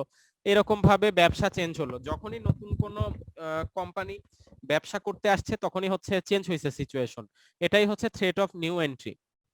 কম্পিটিটিভ রাইভালরি বুঝতেছো, আজকে যদি গ্রামীণ ফোন একটা অফার দেয়, কাউন্টার অফার দিতে হবে সিটিসেলের বা ধরো এয়ারটেলের, কাউন্টার অফার দিতে হবে রবির, কারণ হচ্ছে না এলে টিকতে পারবে না। কম্পিটিটিভ রাইভালরি, যখন একটা স্ট্র্যাটেজি কোনো একটা কম্পিটিটর নিবে, অন্য কম্পিটিটরদেরকেও সেই অনুযায়ী ব্যবস্থা নিতে হবে, কম্পিটিশনটা অনেক বেশি। এই জিনিসটাকে ইন্ডিকেট করতেছে কম্পিটিটিভ রাইভালরি হিসাবে। গেল থ্রেট অফ সাবস্টিটিউট প্রোডাক্ট। মোবাইলের ক্ষেত্রে এক্সাম্পল দেই, একটা সময় মোবাইলে মেইন ফোকাসটা ছিল কল রেটের উপর, কথা বলবা এসএমএস দিবা এটাই মেইন ফোকাস পয়েন্ট ছিল, এখন সেটা নাই। এখন এই কথা বলা বা কল রেট ফোকাস নেই, এখন হচ্ছে 4G 3G ডাটা প্যাকের উপর ফোকাস। এখন টেলিকমিউনিকেশন ব্যবসাটা মূলত ডাটা প্যাকের উপর হচ্ছে, কারণ তুমি আসলে কল দিবা, মেসেঞ্জারেও কল দেওয়া যায়, জুমেও কানেকশনে, ওই যে তোমাদের সাথে কথা বলতেছি, এখন আর ওই কল রেটের উপর ফোকাসটা কেউ করে না। থ্রেট অফ সাবস্টিটিউট প্রোডাক্ট, সবসময় কারেন্ট প্রোডাক্টের সাবস্টিটিউট টেকনোলজি আগায় যাবে, ইকোনমি আগায় যাবে, মানুষের দৃষ্টিভঙ্গি চেঞ্জ হবে, প্রোডাক্ট চেঞ্জ হবে প্রতিনিয়ত।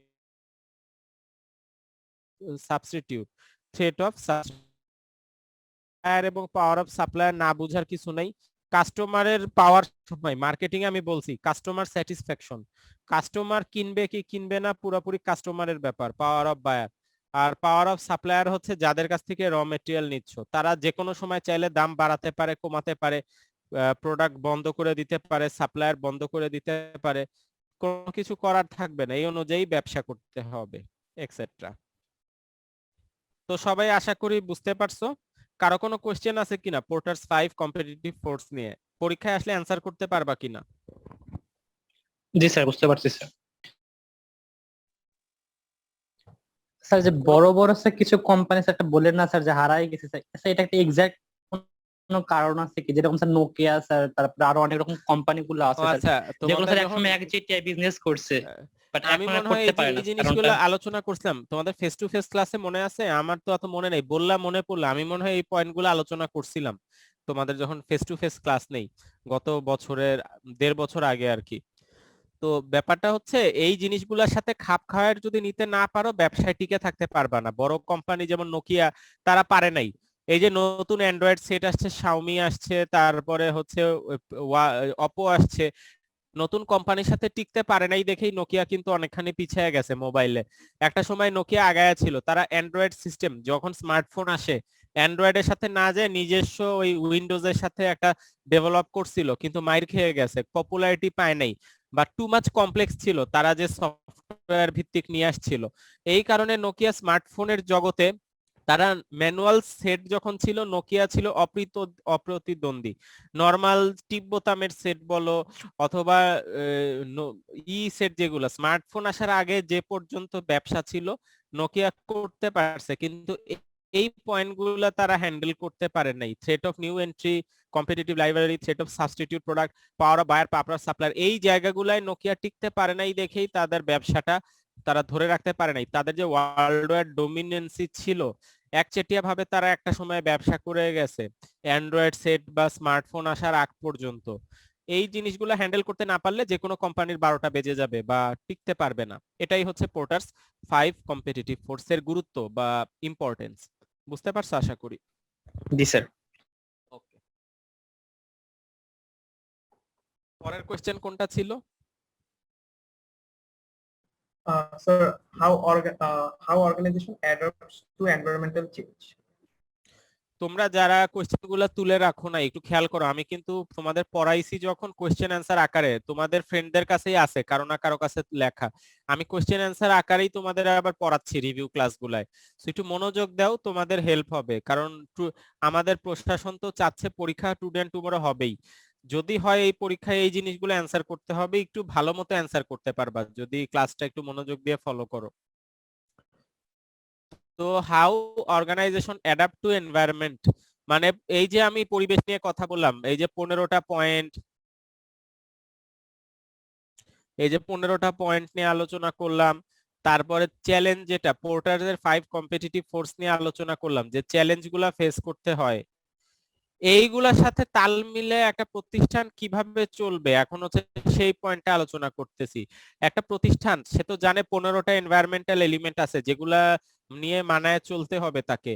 তারপরে পোর্টার্স 5 কম্পিটিটিভ ফোর্স আছে, যে জিনিসগুলো মাথায় রেখে তাকে চলতে হবে। এখন কিভাবে হচ্ছে চলে একটা প্রতিষ্ঠান, একটা ইন্ডাস্ট্রি কিভাবে তাল মিলায় চলবে, সেই জিনিসগুলাই হচ্ছে তোমাদের আলোচনার বিষয়বস্তু। প্রথম পয়েন্ট হচ্ছে ইনফরমেশন ম্যানেজমেন্ট। তুমি যদি ভালো মতো চলতে চাও তাল মিলায় এই যুগের সাথে, তোমার একটা এমআইএস ডিপার্টমেন্ট ডেভেলপমেন্ট করতে হবে, প্রচুর ইনফরমেশন অ্যানালাইসিস এবং ইন্টারপ্রিট করতে হবে। কারণ কি, তোমাকে অ্যানালাইসিস করতে হবে প্রতিনিয়ত বর্তমান সিচুয়েশন কি, ভবিষ্যতে কি হতে পারে। যেমন বর্তমানে প্যান্ডেমিক সিচুয়েশন, এই সিচুয়েশন তো সহজ, অনেকেই এটা বুঝে ফেলছে গত বছরই যে প্যান্ডেমিক সিচুয়েশন সহজে যাবে না, প্রতি বছরই এটা বাড়তে থাকবে, কমতে থাকবে, এর সাথে তাল মিলাই চলতে হবে, নাইলে প্রতিষ্ঠান টিকবে না, অর্গানাইজেশন সার্ভাইভ করবে না। এটা হচ্ছে ইনফরমেশন ম্যানেজমেন্ট। দেখো বিল গেটস এর একটা এক্সাম্পল আমরা দেই। বিল গেটস কিন্তু বহু বছর আগে কোনো একটা কনফারেন্সে বা কোনো একটা সম্মেলনে সে কিন্তু এই কথাটাই বলছিল যে বর্তমান যুগে যেভাবে আমরা চলতেছি অত্যন্ত নাজুক অবস্থা, একটা মহামারী বা প্যান্ডেমিক সিচুয়েশনেই কিন্তু বর্তমান সিস্টেম ফল করতে পারে বা বর্তমান অর্থনীতির বাজে অবস্থা হয়ে যেতে পারে। উনি কিভাবে প্রেডিক্ট করছিলেন? কারণ উনার মাইক্রোসফটের একটা স্ট্রং ইনফরমেশন ম্যানেজমেন্ট ডিপার্টমেন্ট আছে। তারা এই যে দেখো এত বাজে অবস্থা, এর ভিতরেও কিন্তু গুগল বলো বা মাইক্রোসফট বলো, তারা কিন্তু ভালো মতোই ব্যবসা করতেছে। তাদের কিন্তু alternative plan B, C, D অনেক ধরনের প্ল্যান আছে, যে কোনো এই প্যান্ডেমিক সিচুয়েশনেও কিন্তু তাদের বিজনেসে বলো বা তাদের যা কিছুই বলো খুব একটা কিন্তু এফেক্টেড হয় নাই। কারণ তারা অনেক আগে থেকেই এই জিনিসগুলা অ্যানালাইসিস করছে, ইনফরমেশন অ্যানালাইসিস করছে, সেই অনুযায়ী তাদের প্ল্যান ডেভেলপমেন্ট করছে। তাহলে একটা প্রতিষ্ঠান যদি সার্ভাইভ করতে চায়, তাকে ইনফরমেশন অ্যানালাইসিস বা ম্যানেজমেন্ট করেই চলতে হবে, এর কোনো বিকল্প নাই। একটা প্রতিষ্ঠান যদি ভালো করতে চায়, একটা প্রতিষ্ঠান যদি সার্ভাইভ করতে চায়, তাকে কিন্তু এই ইনফরমেশন অ্যানালাইসিস এবং ইনফরমেশন ইউটিলাইজ করেই চলতে হবে। এই প্যান্ডেমিক সিচুয়েশনে যারা টিকতে পারে নাই বা দেউলিয়া হয়ে যাবে যে প্রতিষ্ঠানগুলা, তারা ভালো ইনফরমেশন ম্যানেজমেন্ট ডিপার্টমেন্ট ডেভেলপ করতে পারে নাই। তাহলে এনভায়রনমেন্টের পরিবর্তনের পাশাপাশি তুমি যদি সার্ভাইভ করতে চাও বা ভালো মতো চলতে চাও, তোমাকে একটা strong information management department develop করার কোনো বিকল্প নাই। ইনফরমেশন ম্যানেজমেন্ট ডিপার্টমেন্ট যদি ডেভেলপ করো, তুমি স্ট্র্যাটেজিক্যালি রেসপন্স করতে পারবা। এই প্যান্ডেমিক সিচুয়েশনে তোমার প্ল্যান এ চলবে না, তোমাকে plan B, plan C, plan D, alternative option যেমন ঘরের থেকে অফিস করা, অথবা এই মুহূর্তে টেক্সটাইলের অন্য আইটেম বাদ দিয়ে এই পিপিই মানে মাস্ক, ফেস ওয়াশ, তারপরে হচ্ছে প্রোটেক্টিভ ইকুইপমেন্টের ব্যবসা করা। মানে টেক্সটাইলের ব্যবসায় এখন রমরমা ব্যবসা হচ্ছে পিপিইর ব্যবসা, সার্জিক্যাল মাস্কের ব্যবসা, তারপরে হচ্ছে অল্টারনেটিভ সলিউশন ডাইস কেমিক্যালের ভিতরে ওই তোমার স্যানিটাইজার, তারপরে হচ্ছে সাবান, ডিটারজেন্ট, এগুলার বিজনেস হচ্ছে টপে আছে। তো তোমাকে স্ট্র্যাটেজিক্যালি সিচুয়েশন অনুযায়ী রেসপন্স করতে হবে। প্যান্ডেমিকে তোমার স্ট্র্যাটেজিক্যালি রেসপন্স করতে না পারলে এনভায়রনমেন্টের পরিবর্তনের পাশাপাশি সার্ভাইভ করতে পারবা না। যে অ্যাকুইজিশন এবং অন্য কোম্পানির সাথে মার্জ করতে হবে, স্ট্র্যাটেজিক্যাল পার্টনার বানাতে হবে, এক্সেট্রা এক্সেট্রা। এইগুলা যদি করো এবং এর পাশাপাশি যদি অর্গানাইজেশনের ডিজাইন এন্ড ফ্লেক্সিবিলিটি, মানে তুমি যদি ফ্লেক্সিবল থাকো, এমপ্লয়ীদের উপর ফ্লেক্সিবল থাকো, সিচুয়েশনের উপর ফ্লেক্সিবল থাকো, তোমার অল্টারনেটিভ প্ল্যান ডেভেলপমেন্ট থাকে, তাহলে তুমি টিকে যাবা। ডিরেক্ট অনেক ধরনের ইনফ্লুয়েন্স আসে এনভায়রনমেন্টের, সেগুলোর সাথে খাপ খাওয়া চলতে হবে। সামাজিক যে দায়বদ্ধতাগুলোর জায়গা আছে সেগুলা ফিল আপ করতে হবে। আমি যখন মার্কেটিং পড়াই, একটা পয়েন্ট ছিল তোমাদের, পয়েন্টটা ছিল তোমাদের হচ্ছে সোশিও ম্যানেজারিয়াল, ওই যে তোমাদের যে কনসেপ্ট গুলো ছিল, একটা ছিল ম্যানেজারিয়াল কনসেপ্ট, একটা হচ্ছে সোশিও ম্যানেজারিয়াল কনসেপ্ট। ওইটা আর কি, মানে তোমার রেপুটেশনটা যাতে বিল, সমাজের জন্য সোসাইটির জন্য কন্ট্রিবিউশনটা দেখানো, সে অনুযায়ী কাজ করা। তাহলে এই পয়েন্টগুলো যদি ঠিক রাখো, তোমার প্রতিষ্ঠান, অর্থনৈতিক অবস্থা দেশের বাজে, প্রতিষ্ঠান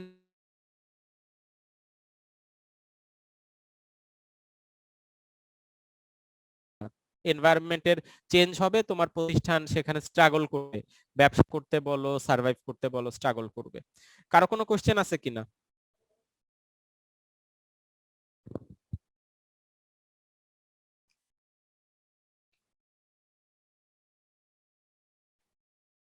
কারো কোনো কোশ্চেন নাই? বুঝতে পারছো পয়েন্টটা? How organization adapt to the environmental changes?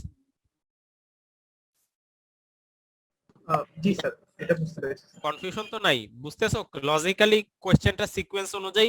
এই কোশ্চেনটা মেইনলি তোমার এনভায়রনমেন্টের যে 15টা এলিমেন্ট আছে ওইগুলো তো চেঞ্জ হয়, প্রতিনিয়ত পরিবর্তন হয়, তার সাথে খাপ খাওয়ায় নিতে কি কি ব্যবস্থা নিতে হয়, এটাই হচ্ছে টপিক।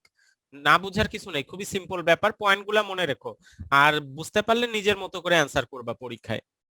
কারো কোনো কোশ্চেন আছে এখান থেকে?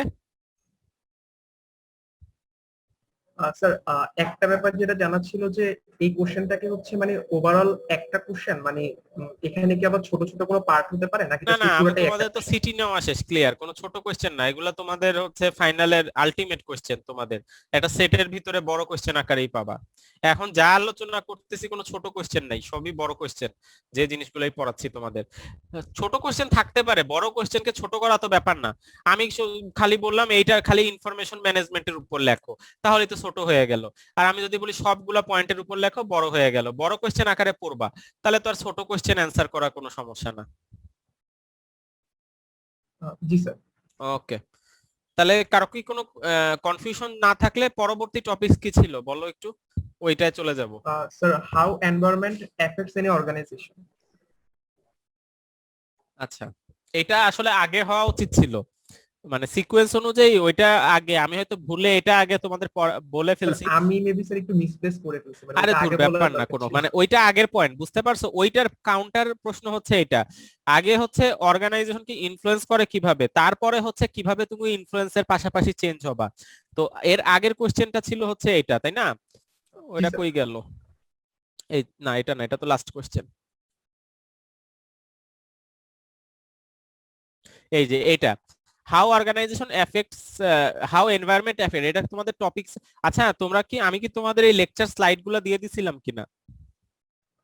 না স্যার, আমাদেরকে এই আচ্ছা, 4টা সিআরকে স্লাইড আমি দেওয়া আজকে, হয়নি। আমি এখনই দিয়ে দিচ্ছি, সিআরকে ক্লাসটা শেষ হলে আমি সিআরকে দিয়ে দিচ্ছি সবকিছুই। তো মেইনলি দেখো, হাউ এনভায়রনমেন্ট এফেক্টস অর্গানাইজেশন, এই পোর্টারস 5 কম্পিটিটিভ ফোর্স অ্যান্সার করার সময় আসবে। এটাই অ্যাকচুয়ালি মানে পোর্টারস 5 কম্পিটিটিভ ফোর্সের আরেকটা কাজ হচ্ছে এনভায়রনমেন্টের এফেক্টটা বোঝা যায় পোর্টারস 5 কম্পিটিটিভ ফোর্স থেকে। সো যখন আমি কোশ্চেনটা করব how environment effects organization, answer যখন করবা পোর্টারস 5 কম্পিটিটিভ ফোর্সটা অটোমেটিক চলে আসবে ওর ভিতরে। এর পাশাপাশি কিছু পয়েন্ট আসবে, সেটা হচ্ছে একটা প্রতিষ্ঠানের কমপ্লেক্সিটি এবং চেঞ্জ। প্রতিষ্ঠানের কমপ্লেক্সিটি মানে হচ্ছে প্রতিষ্ঠানের জটিল কিরকম, মানে প্রতিষ্ঠানটা কতটুকু সিম্পল নাকি প্রতিষ্ঠানটার স্ট্রাকচারটা জটিল, সাপ্লাই চেনটা বড় নাকি সাপ্লাই চেনটা ছোট, তারা খুব ইজিলি ট্যাকেল দিতে পারে কোনো সিচুয়েশন নাকি অনেক সময় হয়, মানে তাদের ইনভেস্টমেন্টের ক্ষমতা, তাদের ক্যাপাসিটি, তাদের টোটাল সেটআপটা কত বড় না ছোট, এগুলো হচ্ছে কমপ্লেক্সিটি। এই জিনিসগুলোর উপর ভিত্তি করে এফেক্ট কতটুকু করবে বোঝা যায়। আর একটা পয়েন্ট আছে অনিশ্চয়তা, আনসার্টেনিটি। বিজনেস মানেই তো আমরা জানি রিস্ক এবং আনসার্টেনিটির ব্যাপারটা চলে আসে। তো অনিশ্চয়তা সিচুয়েশন, যেমন করোনায় আনসার্টেনিটির পরিমাণটা অনেক বেশি। আমরা জানি না করোনার ভ্যাকসিন কবে পাবো, আমরা জানি না করোনার ট্যাকেল কিভাবে দিব, মানুষ কম মারা যাবে, মানে করোনা প্যান্ডেমিক আগে এবং পরে আনসার্টেনিটিটা অনেক বেশি। তাহলে এফেক্টও প্রতিষ্ঠানকে অনেক বেশি করবে, যত আনসার্টেনিটি বেশি হবে, অনিশ্চয়তা এবং ঝুঁকি বেশি, তত প্রতিষ্ঠানকে এফেক্ট করবে এবং তাই করতেছে। এই জিনিসটা ইন্ডিকেট করা হচ্ছে এখানে। তো হাউ এনভায়রনমেন্ট এফেক্ট অর্গানাইজেশন, একটা হচ্ছে প্রতিষ্ঠানের কমপ্লেক্সিটি কতটুকু, কত বড় বা ছোট, এবং অনিশ্চয়তার জায়গা কতটুকু, এবং পোর্টারস 5 কম্পিটিটিভ ফোর্স। এই পয়েন্টগুলোর উপর ভিত্তি করেই অ্যান্সার করবা এই কোশ্চেনের। সবাই বুঝতে পারছো? এখানে আর তেমন কোনো আলাদাভাবে বোঝানোর কিছু নাই। কোশ্চেনটা হচ্ছে প্রতিষ্ঠানকে কিভাবে ইনফ্লুয়েন্স করে এনভায়রনমেন্টাল চেঞ্জ গুলা, আর পরের কোশ্চেনটা ছিল কিভাবে একটা প্রতিষ্ঠান ট্যাকেল দেয়, এই যে এফেক্ট করতেছে এটা ট্যাকেল দিয়ে কিভাবে খাপ খাওয়ায় চলে। এটাই ছিল দুইটা কোশ্চেনের অ্যান্সার। তোমরা কি বুঝতে পারছো কিনা বা পরীক্ষায় অ্যান্সার করতে পারবা কিনা এই কোশ্চেন গুলা? ইনশাআল্লাহ স্যার। ইনশাআল্লাহ। যাই হোক, কনফিউশন না থাকলে ভালো, রেকর্ডিং দিয়ে দিব আর একবার দেখে নিও। এরপরের কোশ্চেনটা কি ছিল? Sir model of organizational effectiveness last question okay, যেটা ছিল। এটাই লাস্ট কোশ্চেন এই লেকচারে, তাই না? আমরা আজকে দুইটা লেকচার রিভিউ করতে পারলাম না, আমাদের সময় প্রায় 1.5 ঘন্টার মতো হয়ে যাচ্ছে। আমরা একটা লেকচারেই থাকি, লাস্ট কোশ্চেন আলোচনা করে ছেড়ে দিব আজকে তোমাদের। নেক্সট ক্লাসে তিনটা ক্লাস, তো তোমাদের 90 মিনিটের 3টা ক্লাস নিতে হবে। তো আজকে যেটা নিচ্ছি, লেকচার 1 ক্লিয়ার করে দিলাম, লেকচার 2 আর 3 চেষ্টা করব আগামী ক্লাসে, এবং লেকচার 4টা পড়ানো হয় নাই তোমাদের, নতুন লেকচার। ওটা একটা লেকচার ইনশাল্লাহ আমি ছোট করে অল্প কয়টা কোশ্চেন দিয়ে একটা লেকচারে আলোচনা করে ফেলবো, এটাই হচ্ছে আমাদের ওয়ার্কিং প্ল্যান বর্তমানে। তো আসো, এই মডেল অফ অর্গানাইজেশনাল ইফেক্টিভনেস আমি তোমাদের যখন পড়াইছি বলছিলাম যে স্লাইডে তোমাদের একটা মডেল দেওয়া আছে, আমি এই মডেলটা তোমাদের দেখাই নাই, আমি মডেলের ভিতরের পয়েন্টগুলো আলোচনা করছিলাম। পরীক্ষায় আসলে দেখো, যারা ক্লাসটা করতেছো মনোযোগ দাও, এ মডেল অফ অর্গানাইজেশনাল ইফেক্টিভনেস পরীক্ষায় আসলে এরকম মডেল, এই ডায়াগ্রামটা এইভাবে সুন্দর করে আঁকায় দেখাতে হবে। প্রথমে এটা শিওর হও, এই কোশ্চেনটা পরীক্ষায় যদি আসে তোমাদের এইভাবে ডায়াগ্রাম আকারে অ্যান্সার করতে হবে ভালো মার্কস পাওয়ার জন্য, এই জিনিসটা আগে শিওর হও সবাই। ভিতরে কি আছে দেখো, মডেলের এই জায়গায় যেটা আছে এটা না বোঝার কিছু নেই, ইনপুট প্রসেস আউটপুট প্রোডাক্টিভিটির মূলনীতি। একটা অর্গানাইজেশন বা ইন্ডাস্ট্রির মূলনীতি হচ্ছে ইনপুট প্রসেসিং আউটপুট। সো এই জিনিসটার উপর ভিত্তি করেই অর্গানাইজেশনাল মডেল ইফেক্টিভনেসটা দাঁড়ানো।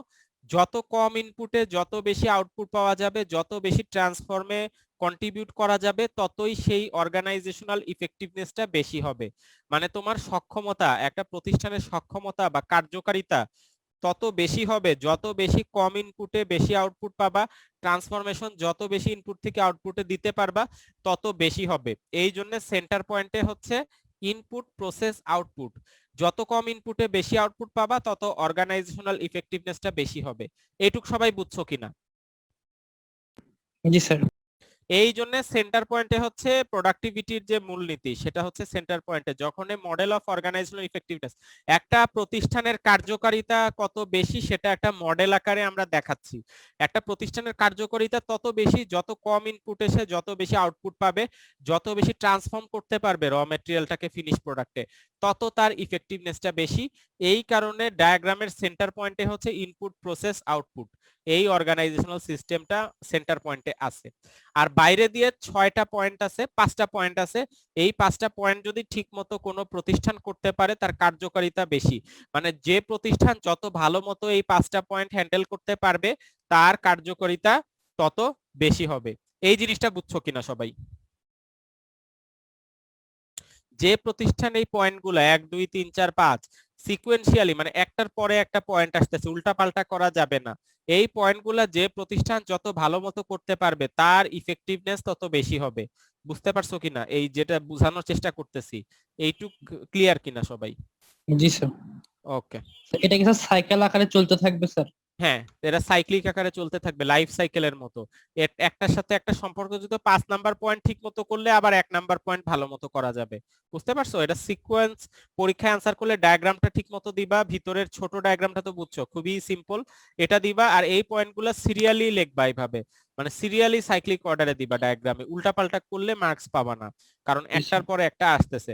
এখন ভিতরের 5টা পয়েন্ট কি কি সেটা আমরা বললেই আমাদের কোশ্চেনটা শেষ হয়ে যাবে। এ মডেল অফ অর্গানাইজেশনাল ইফেক্টিভনেস, এই জিনিসটা যদি তোমরা বুঝতে চাও প্রথমে বুঝতে হবে acquire the resource needed from environment. তোমার এনভায়রনমেন্টের আশেপাশে যে রিসোর্সগুলো আছে সেগুলো ঠিকমতো ইউটিলাইজ যদি করতে না পারো তাহলে তো লাভ নাই, তোমার কোনো বেনিফিট হচ্ছে না।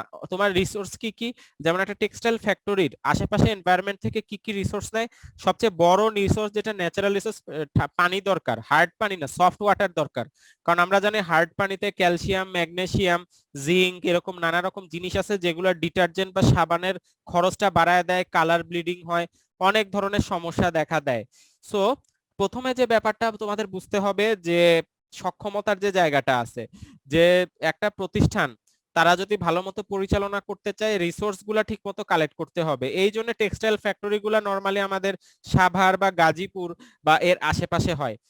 মেইন উদ্দেশ্য হচ্ছে এটাই, আশেপাশে ফ্যাক্টরি গুলা দেওয়ার মেইন উদ্দেশ্য হচ্ছে এটাই যে এই ফ্যাক্টরি গুলা এইখান থেকে দিলে পানিটা ভালো মতো পাবে, হিউম্যান রিসোর্স যেটা ম্যান পাওয়ার, গাজীপুর এবং ঢাকার আশেপাশে নারায়ণগঞ্জে ম্যান পাওয়ার যত পাওয়া যাবে, প্রত্যন্ত অঞ্চলে একটা ফ্যাক্টরি দিলে তো ম্যান পাওয়ারও পাওয়া যাবে না, কেউ ওইখানে যে চাকরি করতে চাবে না। তুমি টেক্সটাইল ইঞ্জিনিয়ার, তুমি তো চাবা না এমন একটা ব্যাকওয়ার্ডে যে চাকরি করতে, যেখানে যেমন ডাক্তারদের এই সমস্যাটা হয়, প্রত্যন্ত অঞ্চলে যে সার্ভিস দিতে চায় না, কারণ ওইখানে ফ্যাসিলিটি নাই, জীবনযাপনের যে ব্যাপারগুলো আছে ভালো না, বেতন ভালো মনে হয় না, এই জন্য ডাক্তাররা প্রত্যন্ত অঞ্চলে অনেকেই যেতে চায় না।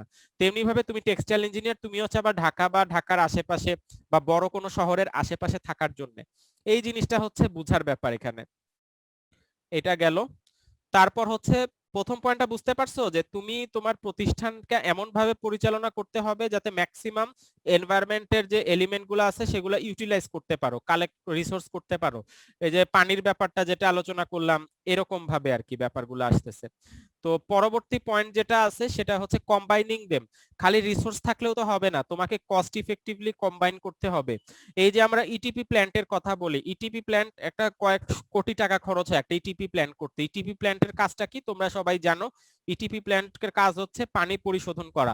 এই যে তুমি সফটওয়্যারটার এনভায়রনমেন্ট থেকে নিলা, তুমি সেটা প্রসেস করলা ডাইস কেমিক্যালের মাধ্যমে, তুমি যদি পরিবেশে ওইভাবেই আনট্রিটেড অবস্থায় ছেড়ে দাও, তাহলে পিএইচ, বিওডি, সিওডি অনেক প্যারামিটার আছে যেগুলা খারাপ পর্যায়ে থাকবে, থাকলে তোমারই তো লস। আজকে তুমি পরিবেশে আনট্রিটেড অবস্থায় ছেড়ে দিচ্ছ, তুমি 3-4 বছর পর আর ভালো পানি পাবা না। পাম্প দিয়ে যখন পানি উঠাবা, পানির হার্ডনেস বেড়ে যাবে, টেম্পারেচার বেড়ে যাবে, ভালো কোয়ালিটির পানি পাবা না।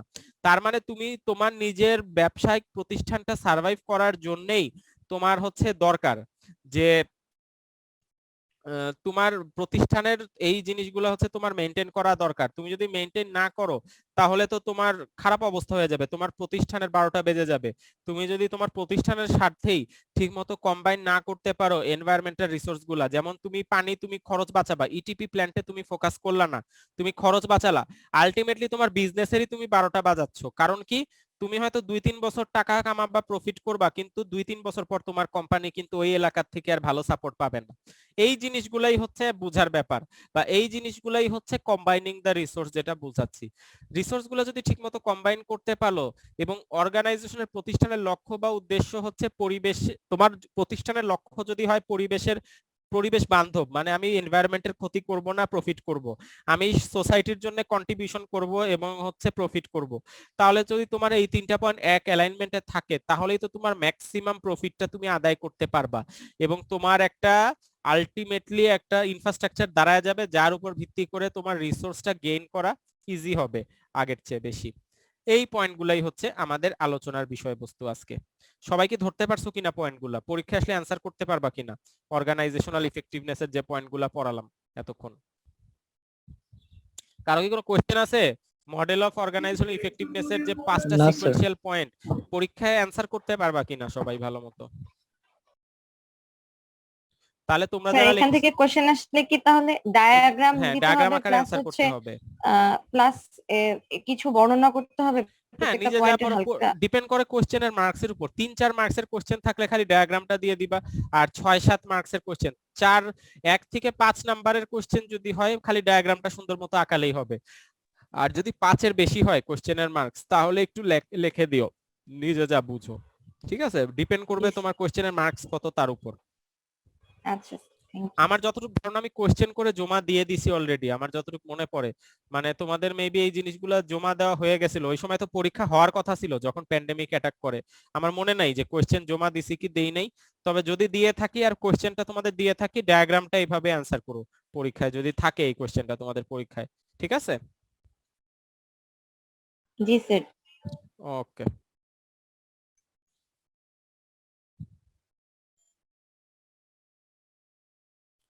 তো গেল মোটামুটি আমাদের আলোচনার বিষয়বস্তু যা ছিল। তো তোমাদের লেকচার 1 থেকে আশা করি আর কারো কনফিউশন নেই। রিভিউ ক্লাস আমাদের মাত্র 4টা লেকচারই ছিল সিলেবাসে, প্রথম লেকচারটা আজকে ক্লিয়ার করে দিলাম, নেক্সট লেকচারে 2 আর 3 ক্লিয়ার করে দিব, আর ফাইনালি পড়ানো হয় নাই তোমাদের 4 নাম্বার টপিকসটা, ওটা আমি পড়ায় দিব লাস্ট লেকচারে। তাহলেই তোমাদের শেষ হয়ে গেল আমার সাথে part B fundamental of management. তো আজকে এই পর্যন্তই থাক, আমি রেকর্ডিংটা সিআর কে দিয়ে দিব, কন্টেন্ট গুলা দিয়ে দিব, এবং আগে তোমাদের একজন রিকোয়েস্ট করছিলাম মার্কেটিং এর ওই লেকচার 8 এর মনে হয় পার্ট এ যেটা, ওইটা লেকচার 8টা হচ্ছে সিআর কে আমি প্রোভাইড করে দিব, ঠিক আছে, ভালো থাকো তাহলে সবাই, ইনশাআল্লাহ স্যার নেক্সট উইকে কথা লেকচার হবে। এইটা মেবি স্যার একটা পার্ট আছে স্যার, আরেকটা পার্ট দিছিলেন না। হ্যাঁ, আমি রেকর্ডিংটা এবং কন্টেন্ট সিআর কে আজকেই দিয়ে দিব, সমস্যা নেই, আমি ওর সাথে কথা বলে নিচ্ছি। তো ঠিক আছে, ভালো থাকো সবাই, সাবধানে থেকো, প্যান্ডেমিক সিচুয়েশন তো ভালো না আসলে, ভালো থেকো, সাবধানে থেকো সবাই। ওকে, আসসালামু আলাইকুম স্যার।